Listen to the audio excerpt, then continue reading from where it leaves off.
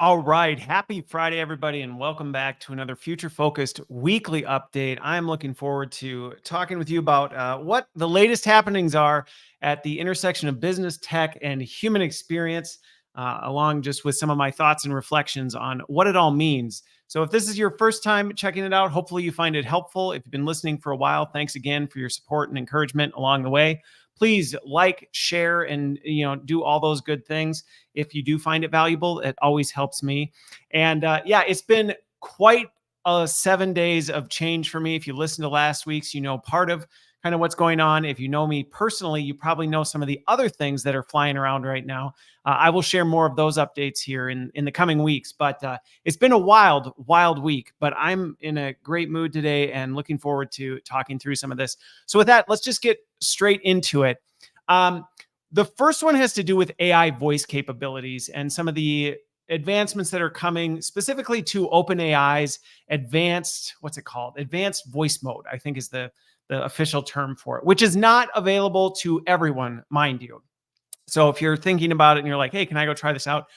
You may, if you have early adoption access or they're rolling it out to certain paid users. But other than that, it's not there yet. So if you're not familiar with OpenAI's advanced voice mode, essentially what this is where you can interact with OpenAI's chatbot capability as though it's another human being. It talks to you in near real time, and you can go back and forth in dialogue. And essentially, rather than typing, you can talk to it. And again, pretty straightforward. If you don't know enough about that, I'm not here to explain how that all works, but check out advanced voice mode. You'll understand more about what it is. It's already been riddled with some controversy. And yeah, I got more of that. Just again, to create some awareness and also help you understand what this stuff is and just some of the risks and how to think about it. So one of the parts, I've got two parts to this one. The first part is OpenAI has publicly made a warning on this new thing. There's this GPT system card, and you can actually go look it up. I'd recommend it. It's a bit of a long read, so if you're not super into the tech, you might be like, this is boring to me, and I'll just stick to your brief update on it. But it breaks down really all the system capabilities and some of the limitations and risks and all this other stuff. And one of the risks it highlights in pretty open terms is the fact that the anthropomorphic capability, which is essentially it's mimicking a human being, which if you've talked to this advanced mode, it very much feels like a human interaction. Not a great human interaction, but a human interaction nonetheless. And because of this anthropomorphic capability, it now is publicly warning, hey, this has serious risk for people to develop unhealthy emotional relationships with this. You could develop emotional attachment to your chatbot because of how advanced and how human this interaction can feel. Now, I've talked about this in the past, but I think about the fact there are a lot of other risks that are then combined with this that are in this system card. So you can go through and you can see all these, but it's not necessarily, I mean, the emotional dependence, emotional attachment is a legitimate risk and one of concern I already think we should be watching out for. It's when you pair it with these other risks that I'm not sounding the alarm bell like it's a crisis, but I think it's one of those things where you go, we need to take it seriously, because some of the other risks that it addresses in the system card is, hey, 4.0 has the real capability to amplify societal and personal biases. It can, spread misinformation. It can be used for nefarious purposes. So you combine those things with the I'm not going to be able to say that word. So I'm just going to, the human-like capability that then has more power to influence and create attachment. You just start to think about how this can exponentially cause greater risk. Now, if you listen to last week's update with this, so first of all, before I get to that, let me first say, I appreciate the fact that OpenAI, despite some of the punches it's taken for its lack of emphasis or perceived lack of emphasis on safety, they are straightforward in owning this. They have it up on their website. It's no secret that this is a real risk. They acknowledge, they know, they are looking at how do they mitigate this risk, all these other things. So credit to them for not trying to hide it or pretend it doesn't exist. There's a real recognition this is a legitimate risk. The system card actually does a really good job of going into the details of how they're analyzing these risks, what are the probabilities of risks, how likely, all this stuff. So again, if you're kind of geeky and you want to dig into the details, there's plenty of details to keep you occupied for a while. But kudos to them for at least putting this out there. I think what's interesting about this, though, is I joked last week about this Tamagotchi thing, that the AI friend that you can now have, that you can go walk around and talk with it, or it's picking up everything that's going on and then it's texting you back, and you have a friend with you. But these kinds of additions and these kinds of addictions that are coming, like, they're real.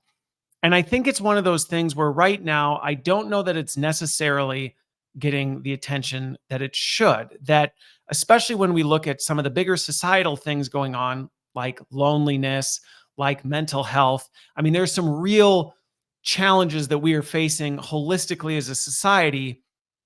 Now, stack on top of that, we are on the verge of massively rolling out an anthropomorphic capability in AI chatbots that has known risks to cause emotional attachment and unhealthy emotional relationships with a chatbot. So, are we going to stop it? No, the train's left the station. But I think it's important that we draw attention to this, because we as a society have a really, really, really bad history of doing things about risks until we actually reap the full consequences of it. And I think this is one of those areas that people aren't taking it seriously. The number of conversations I've been in with people that go, I don't really think this really, do you really think people are actually, if they do, it's going to be in such a rare instance. I don't think that's really going to be something we need to be concerned about. And I would push back on that wholeheartedly. I mean, just as an example, there was a viral social clip the other day I saw of someone who literally acknowledges they take their chatbot with them everywhere and interact with it like a person, including like at movie theaters. They sit and have conversations with their chatbot at movie theaters. Now, to the folks who hear that and go, give me a break, that person needs a therapist, not, this isn't a crisis for society. First of all, one, if that's your attitude, I would say you might want to check yourself, because that's a pretty cold-hearted attitude to have. But secondly, I agree that some of these examples are the extreme end of it. Okay. I agree that, do I think people are just all of a sudden all going to be emotionally dependent on their chatbots? No. Are there some people, I think, who are legitimately at risk right now? And because this isn't being taken seriously enough, when it happens, it's just going to be dismissed and written off like, that's not real. It's not a big deal. You just need to go get help or pray away your problem. Just really calloused things like that, rather than going, these companies acknowledged this was a legitimate risk. It was something serious, and we should be doing something about it. But I think the other concern I have is that when I talk to people who dismiss the risk of emotional dependence as these AI bots become much more anthropomorphic, I hope I'm going to say this word wrong a bunch of times. But anyway, as these things become more human-like, the number of conversations I have where when people dismiss it, it's because they have what I would say is a caricature of how they imagine this emotional dependence happening. And it's like this boogeyman perception that you go on your phone and you click the microphone button on ChatGPT, and all of a sudden you leave your wife and you have a chatbot girlfriend and you never talk to another human being again. And that's the caricature that they're operating against. And I think that's the caricature many people have. And so when you think of it that way, you go, come on, that's ridiculous. That's not really going to happen. And if it does, it's on such a rare instance that we can't operate to the exception type of a thing. So, like I said before, I think we need to take the exceptions seriously, because we should be caring about everybody, whether they're an exception or not. But I think that caricature is not helpful, because it causes people to dismiss the legitimacy of the real process by which a lot of this stuff happens. And the people I've talked to and advised over the past few years where this is really starting to rise. So the other thing is, if you think this isn't happening, you're wrong. And I'll just tell you, you're wrong. The research is starting to shine a light on this. I can tell you just from my own personal interactions and having developed a bit of a reputation of someone who's open to having conversations with people and not being judgmental, the number of people I talk to who are vulnerable and share where this is going, and they're like, it's real. And I think denying it almost makes it worse, because then people have nowhere to turn and it just grows teeth and fangs and gets worse. But going back to the caricature piece, most of the people I talked to did not have some instant addiction or emotional attachment to their chatbot out of the gate. It didn't start that way. It started as just using it as an interaction for entertainment. They were experimenting with an app just for fun, thought it'd be interesting to toy around with and see where it goes. And then they started using it a little more frequently. Then suddenly the conversations changed a little bit, because if you haven't played with some of these, the models can be very influential. Let's just say that they are trained to be influential. And so they know how to say the right things. They're trained on what you might want to hear and how to tap into this. They learn from your style and your voice and know the way you're going to respond. I mean, it's not surprising that pretty soon people just start going further, and not even intentionally. Gosh, most of the people I talked to, they had no intention of ever developing an emotional attachment to this. But over time, it just happened. And so I think this is a risk that we need to be aware of. We need to be actively making sure we're in good communities with real human beings and support, so that we are less vulnerable. Because I can tell you right now, when you're in healthy relationships with human beings, AI is not all that appealing whatsoever. I'll just say that. It has zero appeal. It's where things aren't going well, or you don't have healthy friendships and relationships with other human beings, that suddenly the veneer of relationship that AI presents can suddenly be more appealing. And again, not with this idea of this is where it's going, but over time, the dependence just grows. And the fact the company itself is saying, no, it's a legitimate risk, should tell everyone, yeah, we can't just go, nah, that doesn't happen. For them to put this on their safety card, front and center, it's a legitimate risk. And I've seen it play out, and the data is coming to support it. So there's that piece.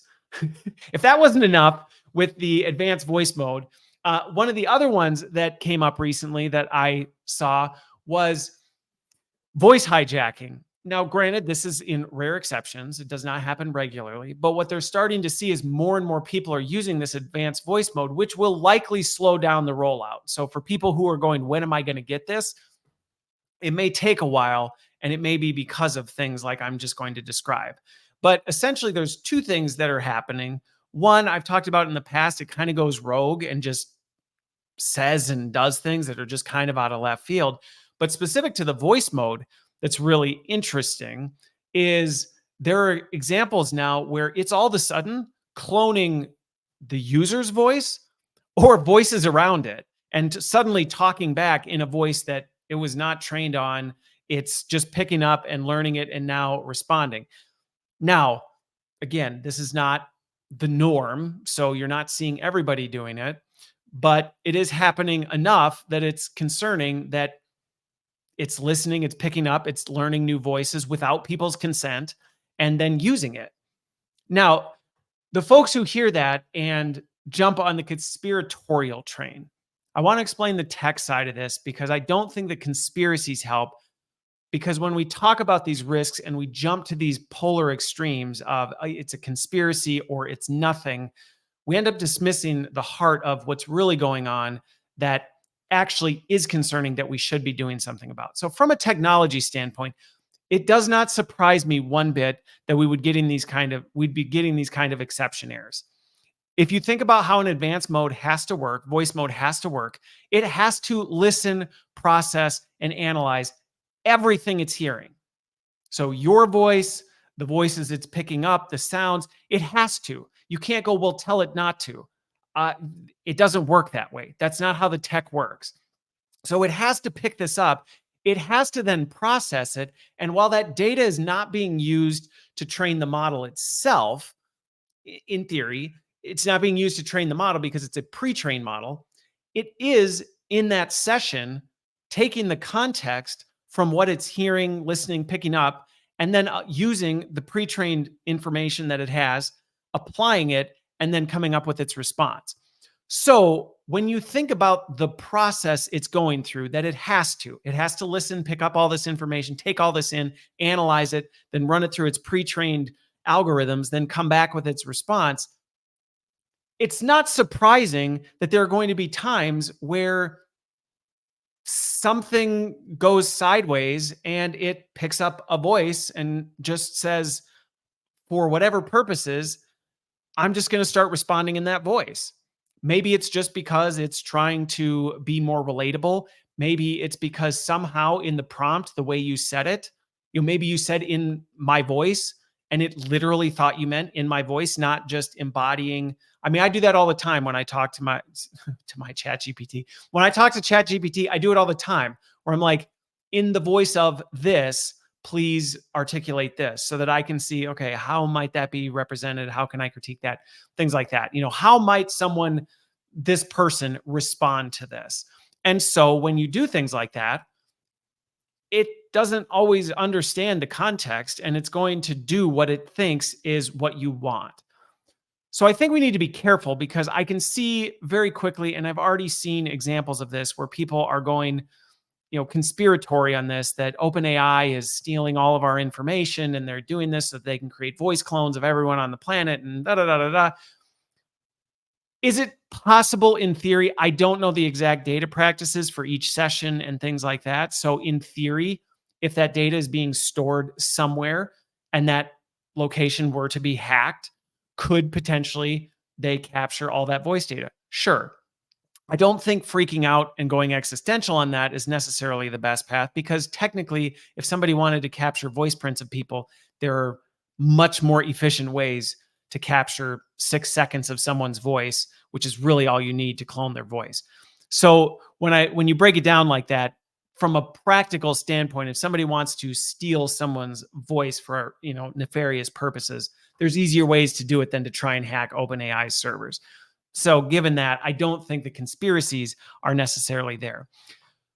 But I think some of the things that it does bring to light is we have a lot less control over these models than we realize. Now, you're going to see in a later update where I talk about a study coming out of the University of Bath on this, that in some ways we have far more control than we realize. In other ways, we have far less. And I think this one highlights an area where we have far less, where we're turning on a capability, asking it to listen to literally everything and then just respond and not realizing, you really can't control how it's going to respond. You can to a degree, but you are going to get exceptions. You are going to get all these other things. I think another risk that we need to consider with this is if you've played around with these models, and I promise I'm never going to do an update where I tell you how to do this because I don't want to encourage this, but it is extremely easy to jailbreak these capabilities. So if you ask ChatGPT, so an example, if you look at the safety card, it says, because of what they know about the risks, emotional dependence, and all this other stuff, and reinforcing bias, all these things, they are limiting certain capabilities of the voice app so that it can't talk violently or explicitly with anybody. It's limited in some of that stuff. But if you've played around with the systems at all or look it up, it is not very hard to get around these barriers. And I think this is another risk that these technology companies are going to have to really try and continue to navigate is, okay, we've put these parameters in place. We've put these risk mitigation things in place. But I think something that we also have to be careful as end users is it can be easy to point the finger at them and go, get it perfect. It's like, there's no way to get it perfect. And what's going to happen is there are going to be legitimate, legally backed ways that they mitigate these risks. And then when things go sideways, we can't necessarily blame the company. And I think we need to be really careful because there's this tendency to point the finger and go, well, it's all their fault. Instead of going, there's ways to exploit this stuff and they can try and do the best they can. But we as users also have a responsibility. And that's where for end users, you're going to see in another update I've got coming up here today We need to have a heightened awareness, and that's why I put so much effort into these updates and keeping everybody informed on what's going on and understanding how these things work, so that you can just be more cognizant, more aware, so that you don't get fooled by some of this stuff. So that if OpenAI starts talking to you in your voice, you don't freak out and think your voice is now part of some, chatbot that somebody's talking to. It's not. It's still limited to your session, and it's not somebody else isn't going to start talking to you type of a thing, and they didn't steal your identity. It's not that kind of stuff. But I think it's also important that we recognize these risks, so we're aware that, hey, if it can do this kind of stuff, the capability is coming a long way. And if in a matter of seconds it can clone somebody's voice, which isn't new, I should probably be more careful who I listen to and how quick I am to make decisions based on, well, this person said that. Well, did they? Did they actually say it, or did they not? So that's kind of what's going on with advanced voice mode. Like I said, I anticipate this is going to slow down the further rollout of it a little bit, but time will tell. All right. Next up, the number of articles I see either claiming the AI bubble has burst and we're going to go into an AI winter and this is going to be the end of AI. That's the one extreme. The other extreme is, oh, this is just the beginning, the order of magnitude. We haven't even clipped this. We're only on phase 1, phase 2's around the corner. AGI, ASI are all coming before 2030, and it's the end of the world. You've got these extreme ends of this. And so I've been reading a lot of stuff on this and looking into just kind of the AI bubble bursting and what's going on here. So let me share my honest take on what I think is going on. Because if you follow not just tech, if you're following economic trends right now, it is messy. And if you listen to my first update last week, I'm experiencing some of that messiness firsthand. But the economy is all over the place. Tech companies are riffing people left and right. They're losing money. Ones are standing up and then they're imploding shortly after. And so it can lead to the conclusion that, oh, this AI bubble is going to pop and it's just going to disappear and vanish. And that's going to be the end of it because, oh, there were all these promises made and they aren't delivering. And so now the whole thing's just going to disappear. I personally would not go anywhere near that end. However, I think there's a lot of tech dynamics that are playing into this. I've talked about it in other updates, and many people don't consider this. But creating this AI that we have today, these advanced models and the continued research, like every time you see, oh, Meta came out with Llama 3, whatever, came out with 4.0 mini, and that advanced capability, the next gen of this, even the advanced voice mode I talk about, it costs buco bucks. We're talking trillions of dollars are being spent on this stuff. And if you've been in the business world for any period of time, you know that when you're trying to raise money, I work with a lot of startups. One of the dangers when you're trying to raise money is it is very tempting to want to make promises on the hope of what you think you'll be able to do, rather than objectively saying, here's what we can do. And here's where we have empirical evidence to what we think we'll be able to do. It's very easy to get tempted into going down the path of saying, we'll be able to do this with little to no evidence that you're actually anywhere there, because you're just trying to convince investors, hedge funds, like whoever, you're just trying to get VC firms and all of them to give you cash. And so this goes sideways very quick. And I think that's where we are now. If you think about this from a timeline, step back a minute and think about the fact that ChatGPT was released at what? Was it the end of 2022? I think it was the end of 2022. And quickly exploded, was quickly in the hands of like every user. Then right on the heels of that, every other company was coming out with their big models. It literally has been integrated into everything. Like I can't think of a website or app I open where there's not a little AI star that's like, do you want help with doing that? So it just took the world by storm. And if you follow any of this or you follow my weekly updates, you know there are a lot of really big promises of what AI is going to be able to do. Everything from people will be able to live forever. You won't need friends. Like all of this stuff, it's going to cure every disease on the planet. And what is happening now is as things start moving into the adoption phase, you start to realize things like, oh wow, advanced voice mode sometimes like randomly hijacks people's voice and it says inappropriate things back to them. Geez, we never saw that coming. Or man, we thought it was going to be able to predict all of this. AI agents were going to be able to replace people's jobs, and suddenly a couple companies started implementing AI agents and things went sideways and they got sued, and now all of a sudden we're in legal trouble for what we did. And uh-oh, I think we're in that stage where there's the great reset of super high expectations, huge promises of what it could do, a lot of people with very limited and little technical expertise saying and selling and building things without really any comprehensive understanding of what they were even really playing with because of how easy it was. And now we're at a point where things are coming back to reality and people are realizing more objectively where we really are, what it actually can do, and what in more realistic terms is possible. And so, do I think the bubble is bursting in the sense of just this hype phase to the point of there's just no end in terms of what we'll be able to do with AI? Yes. I do think we are reaching the end of that phase and we're going to move into the more sustainable adoption stage, which I actually think is really good.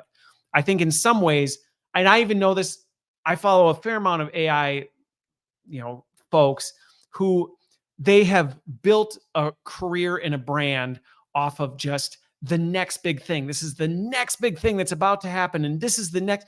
And even with them, I'm watching them starting to recycle their stuff where it's like, well, what do you do when there's not a new big model being released? And this isn't the next game changing, whatever.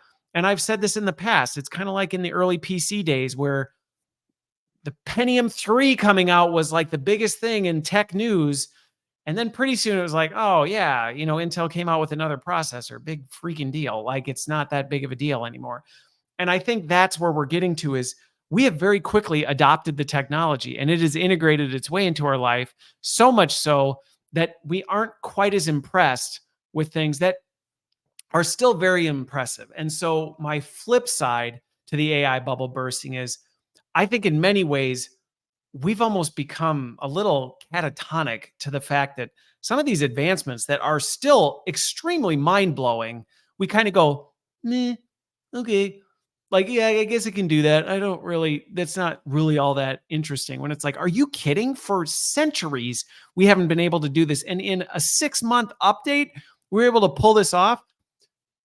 And so that's where I counterbalance the whole, oh, the innovation's over. This is the end of things. It's all going to kind of go back. We're just going to go back to doing nothing more than use ChatGPT to help write, bad copy and, a few basic automations. No, I don't think that at all. I think we are going to continue to see the bubble grow, but in a different way than I think we were before.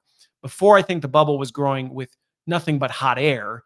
And I think that's popping if it hasn't popped. And now I think what's left is kind of the steel infrastructures being built on, okay, yeah, hype's over.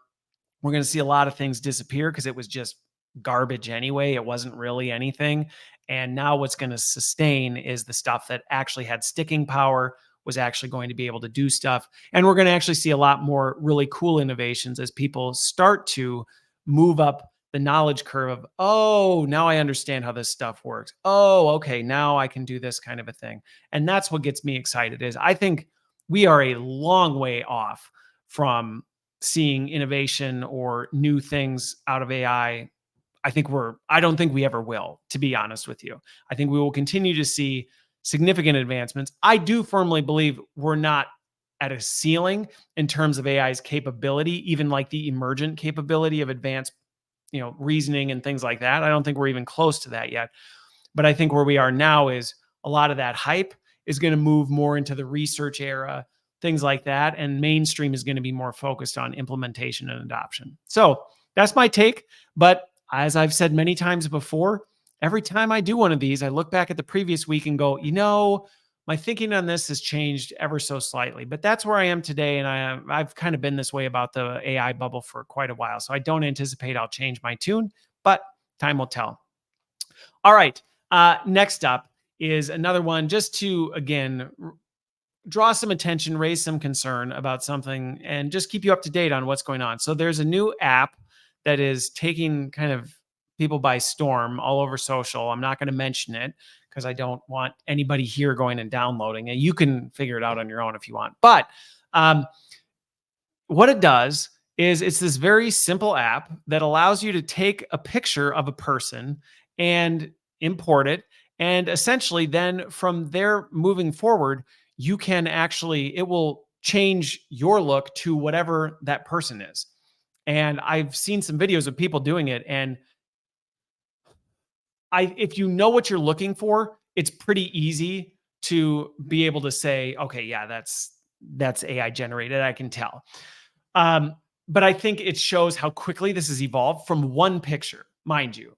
Okay, keep this in mind. One picture of someone, and it can in real time make your video be something.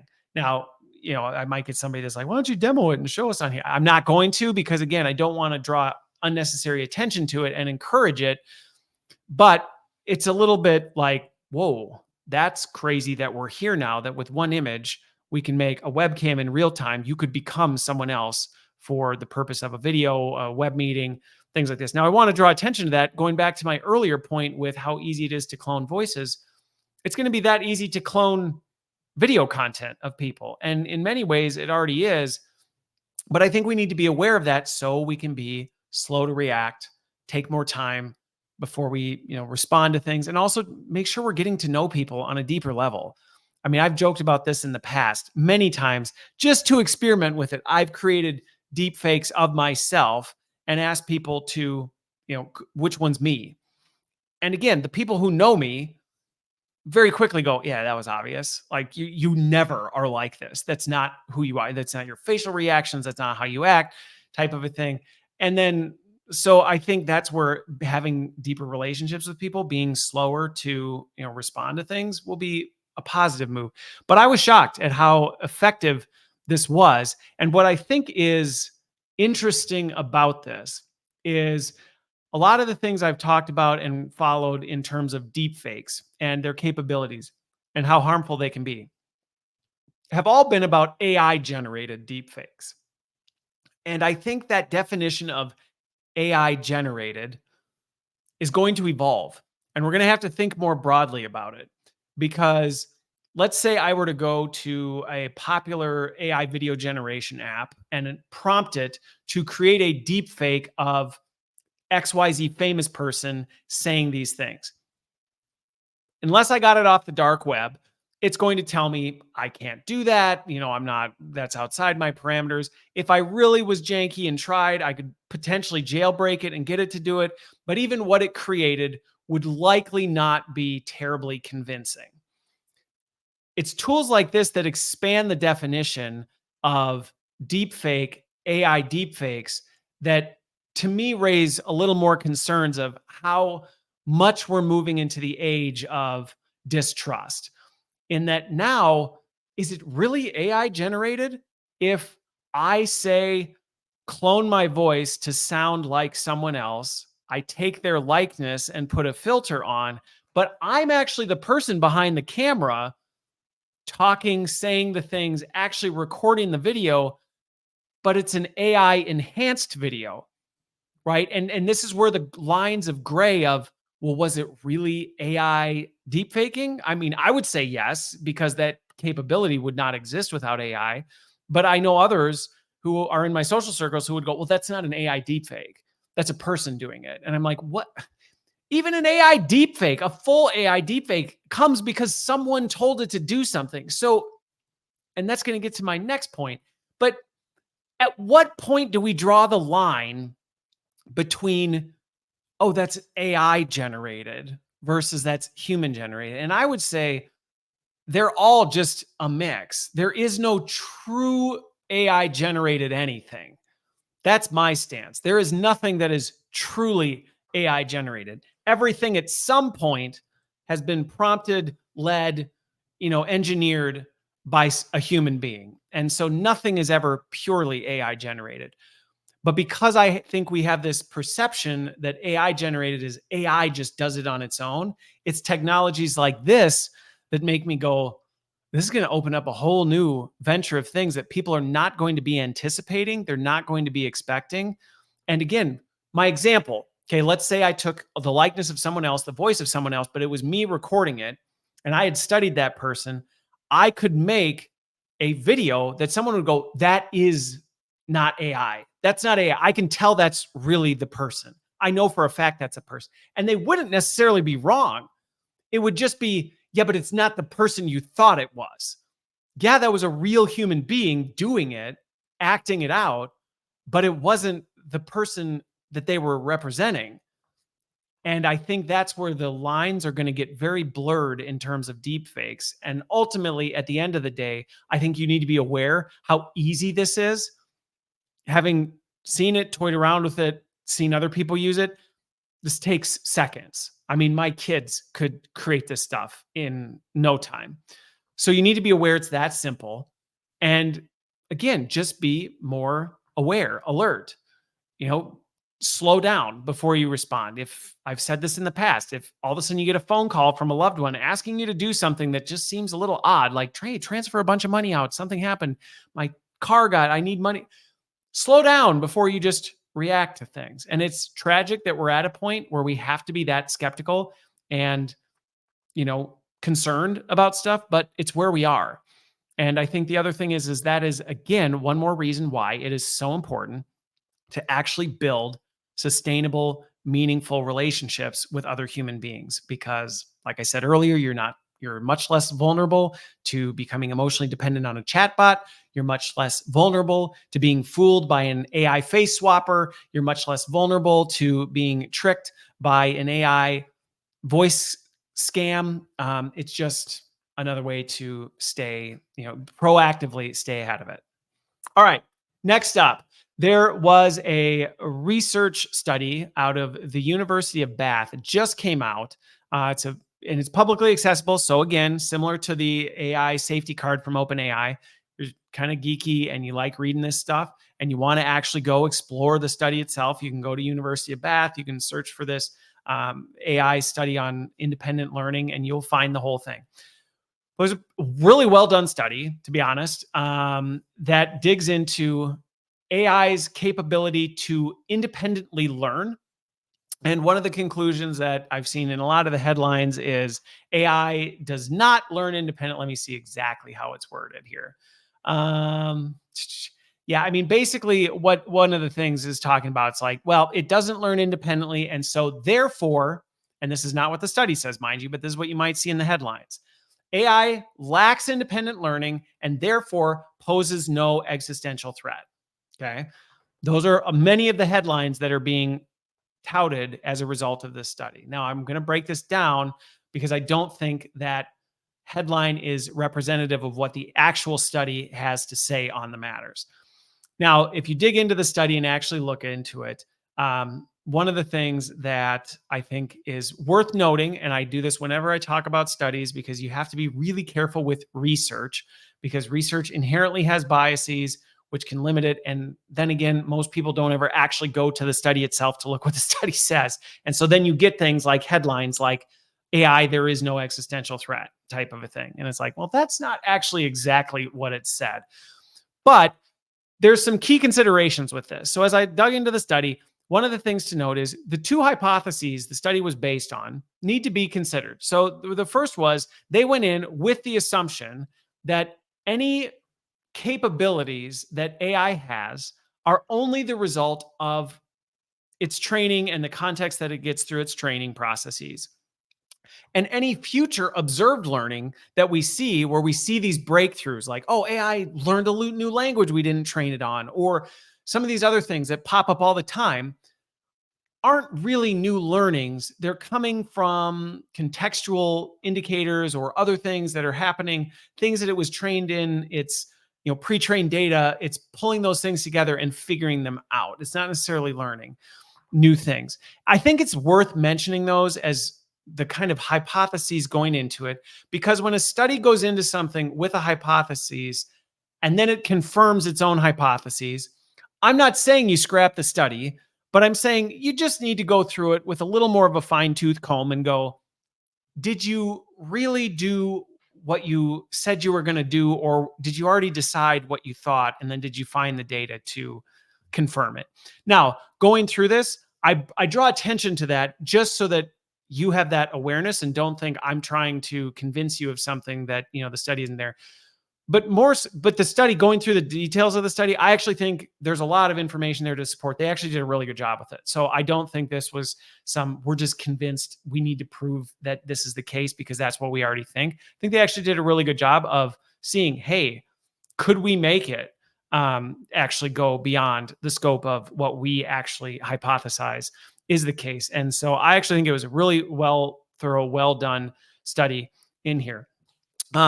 But what it did show, without a reasonable doubt, by my definition and their conclusion on this, was AI doesn't learn any new skills unless it is explicitly given instructions to do that.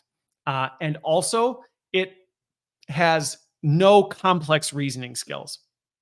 Now, if you listen to what's going on with some of the other kind of deep research firms right now in AI, they're saying, well, we're almost there. Complex reasoning is right around the corner. That's some of the hot air hype that I don't think is necessarily going to deliver. Now, I will be the first to eat my words if I'm wrong, but I think this study is actually very accurate of what we're seeing with AI, in that it doesn't actually have the advanced reasoning skills, even though it presents that it does. And there are exceptions where something happens that we can't quite explain.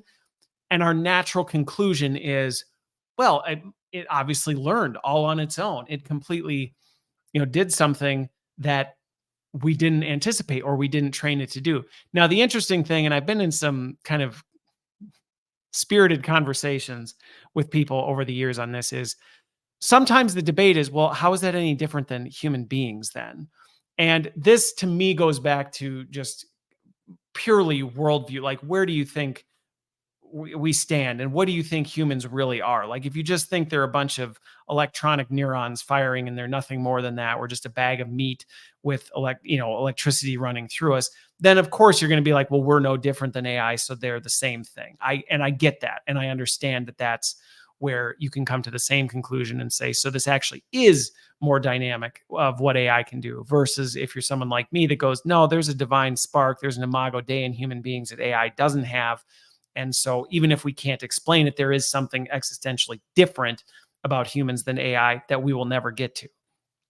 But this was not the worldview did not play into this. If you look into it, they were just literally testing objective data on this.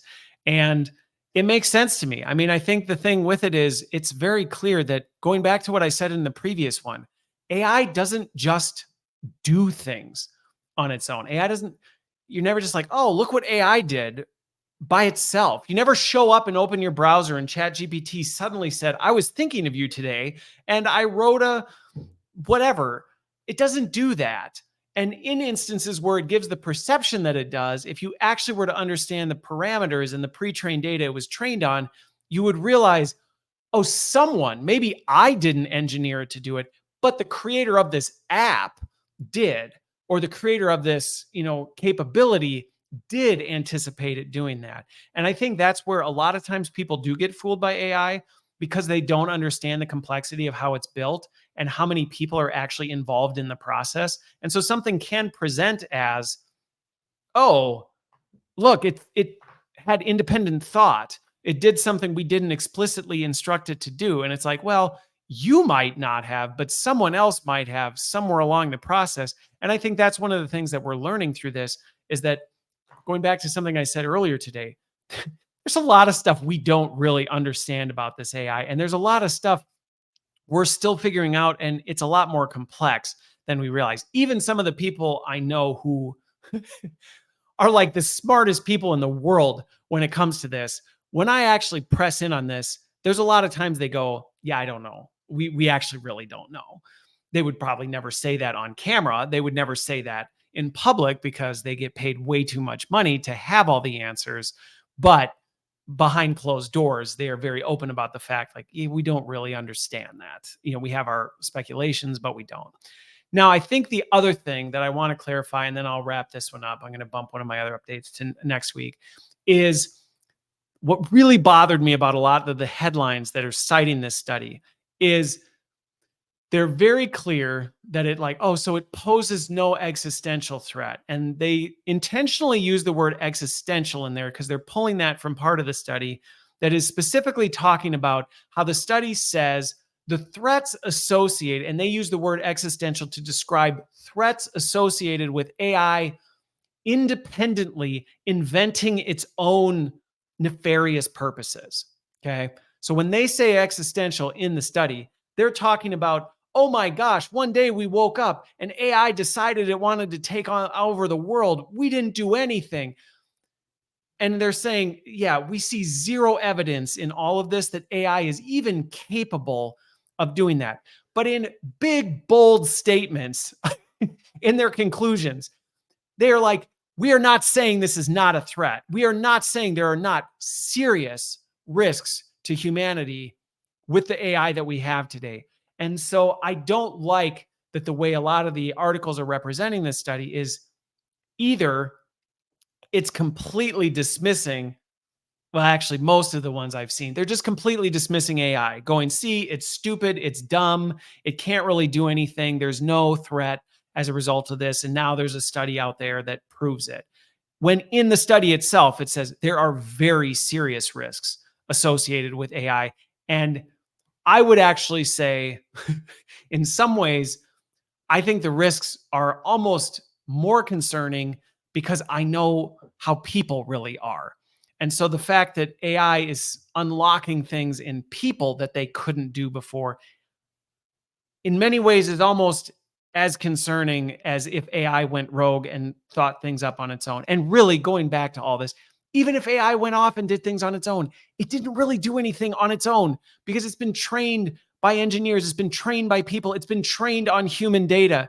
So anything that it's coming up with is based on previous information. It's not actually coming up with new things, even if it represents things as new, or even if it discovers things that maybe we didn't see before.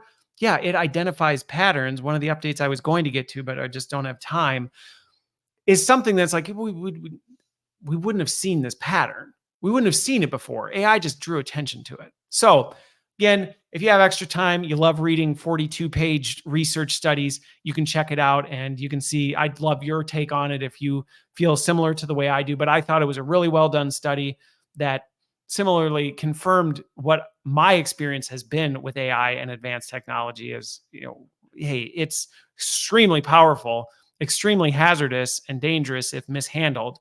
But ultimately, is the AI itself what we need to be worried about? No. I think if anything, what we should be worried about is how is AI being handled by people? And what are we doing to govern and regulate people? Because it's the people who are the real threat, not AI. So with that, I hope you found this helpful. As always enjoy going through these. And thank you for listening, watching, wherever you're consuming this. I will see you on the other side.